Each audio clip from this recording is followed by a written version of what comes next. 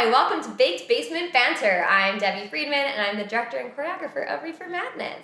Hi, I'm Juile, and I'm in the Ensemble. So, Julie, I just want to get to know you a little bit as a performer, because this is our first time working together, which is super exciting. I'm so excited because I've heard so many great things about you as a director, so it's very exciting. I'm having so much fun working with you already, so I want to know a little bit more about you. I want to know, how did you get into performing? Why musical theater in particular, even? I kind of was always a performer, like all the time. My mom has videos of me just performing in the living room, and then she tried to put me in gymnastics, she tried to put me in dance, and I just had so much extra energy all the time. And someone that she worked with was like, oh, my kid does theater at this local theater company, and so she put me in that, and something clicked. From that day I was like, oh yeah, this is exactly what I want to do, perform and sing and dance. Yeah. Oh, that's so sweet. What was your first show ever? It was Mamma Mia, which is why Mamma Mia is one of my favorite musicals. I love ABBA. I was just in the ensemble because I was 10 years old, but it was very fun. Oh, that's so fun. That's so cute. That's amazing. I love that. And since you started performing, and you've been performing now for, I guess, a long time. Yeah, well, I'm 24 now. Yeah, so oh my gosh, that's 14 crazy. years of performing. That's actually insane. Is that a weird realization you just had? It really is. Yeah. You're I went to school for acting, and I'm still wait, I'm an actor now? It's so bizarre to think about. Yeah, right? Time passes. Oh, and so you graduated from theater school a few years ago? I did, Yeah. So what's it been like since you graduated? How are you getting into the Montreal community? What kind of things are you interested in doing? Well, it's interesting because I graduated in 2021, which was still heavy into the pandemic, so mostly all productions were closed, mostly everything was not happening. So it was kind of the past year, I haven't really done much at all. I was working customer service and trying to find bits of something that I could do. And so this is the first production I'm doing since having graduated school. So I'm so excited to be here. And so this is my first time really being introduced to the theater community outside of the people that I knew from Concordia. Right. So it's been really fun just to work alongside different people that I've been seeing for the past 4 years. So exciting. Yeah, so let's jump into it. Let's talk a little bit more about REEFER Madness and all of the craziness that show is. There's so much craziness. There's so much craziness. So as an ensemble member, I kind of task you with a particularly difficult thing. So maybe you could talk a little bit about that and what that process has been like. Yes, so this is a show within a show, if people are not aware, and I'm playing the stage manager character who has been told 5 minutes before performance that she has to be in the show now, which is such a fun challenge, and which I appreciate so much. And I think I've talked to you about this before, of as an ensemble member, most companies are you're ensemble, learn your dance, learn your songs, we don't really look more at you, but each ensemble member you've tasked with a role or a position, and specifically my character is very specific as a role and not just ensemble, which has been so fun because it's an extra task, and it's an extra blessing that you've given me as a performer. I'm glad you see it that way, as I'm finally you're single-handedly doing all of the set changes by yourself. No, really, every rehearsal you're sorry, Julie, you have to do this. I'm no, please, I love it. I love the challenge. I'm such a physical actor, and I love to do stuff that pushes me completely. So it's been so fun. This show's definitely done a bit of that already. Yes. We're only a few weeks in, but I feel it's already craziness. And it's so fun because I feel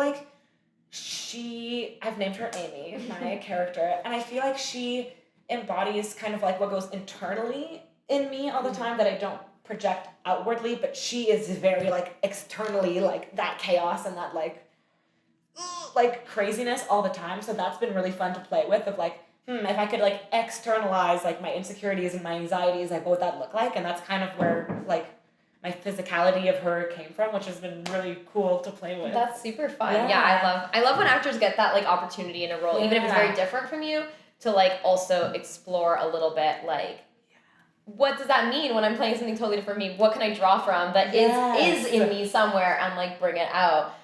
Speaking of which, have you ever done a role that you felt was completely the opposite of who you normally are? And how did you kind of, because I feel you're an actress that likes to bring herself into the part a lot. Definitely. So what's it like playing someone that's maybe very different from you?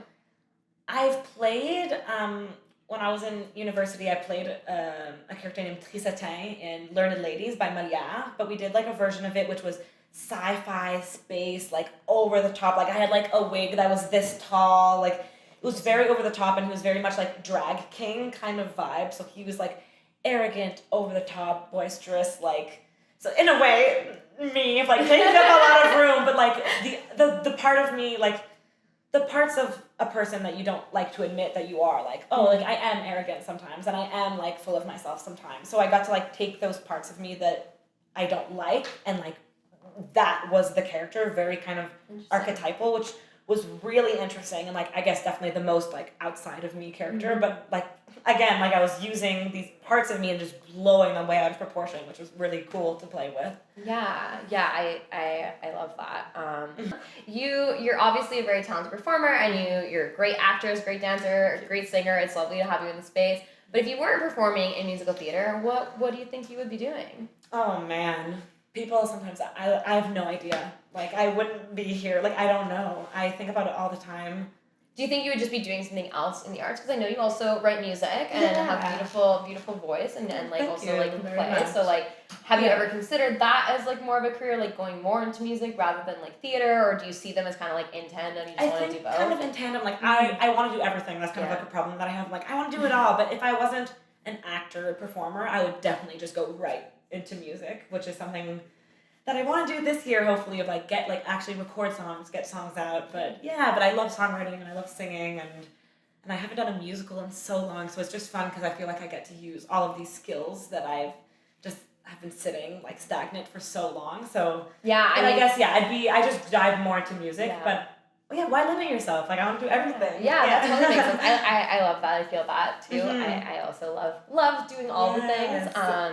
Yeah, and I mean, it's too short. Life is too short. Life is too short. And I think what's great is like, do you ever find that like as a songwriter, how does that shape the way that you approach, for instance, learning music? Like, have you found that like the fact that you understand kind of what goes into making the decisions of how things are written, does that ever affect the way that you read music or that you perform a number? That's so interesting. I think maybe on the emotional like acting side of it, because I actually like I don't read music. I don't know like music theory very well. So like on that whole side, I'm lost completely. But I guess as a songwriter, like I've come to know like the arc of a story when you write a song. Like even if it's not a musical theater song, there's always a beginning, middle, end in a way. So I guess it's like, yeah, that's a good question. Like I think I have a better understanding of kind of in music, like where does a story need to be told? And even if you're just singing a regular song, there's still like, it's still a performance and there's still an arc and it's not just one note. So I think in that sense, especially when it comes to musical theater, it's like I have a better sense of that. But otherwise, like the music theory side of it, like I just kind of write what I think sounds good and pray that somebody else can relate. But I think a lot of songwriters have that, and a lot of musical theater performers too don't necessarily know a lot about music theory. Yeah, which I guess brings me to a question that I'd love to ask about our show in particular. Yes. Which is like the music is not as easy as people expect. People hear a show like REEFER MADNESS and they I think expect it to be a little easier than it actually is. So what's it been like learning the music? For the Sopranos, yeah, the Sopranos especially. So what's that process been like for you? Like playing a soprano ensemble member, which is actually vocally one of the more challenging parts of the show. It's been amazing, and I was telling friends about this. Of the two things that I'm like the most insecure about as a performer is like singing like soprano high notes, very like chorally stuff, and dancing.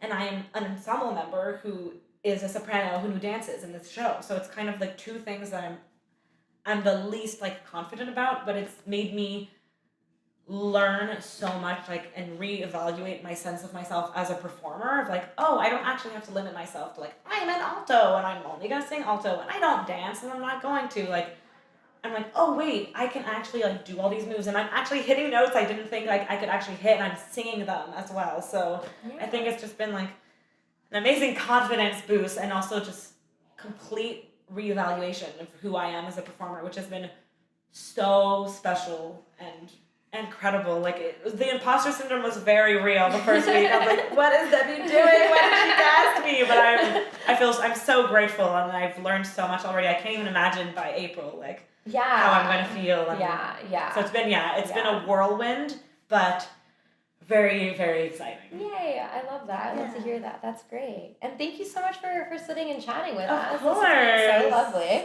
This is so fun. I can't wait for the world to meet assistant stage manager Amy on stage. She's gonna be crazy. She's making her debut. It's gonna be great. She doesn't know it. But she doesn't know it yet. She doesn't know it yet, but she's about to hit the mainline theater stage and she's gonna kill it. Yeah. Yes. Thank you so much. much. Awesome. My face is beat right. I'm talking so fast. No, yeah, I feel like we're both talking about it. I feel like we have that similar We have that energy, so it's just like, yeah. We're feeding off of each other. I But love it. we'll try something out.